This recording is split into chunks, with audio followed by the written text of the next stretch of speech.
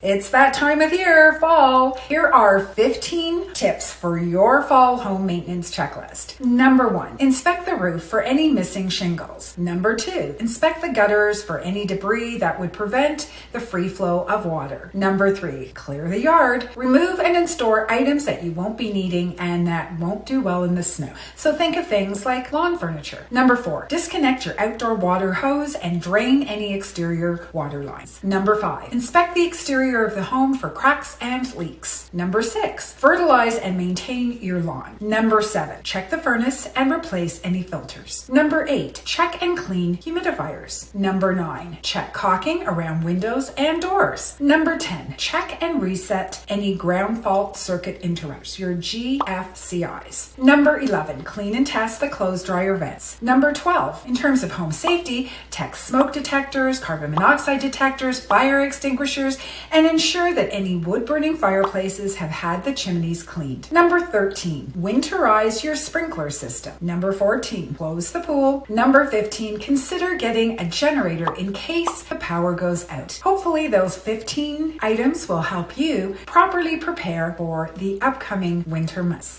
My name is Evelyn Lopez with the Evelyn Lopez Realty Team, and I'm here to help.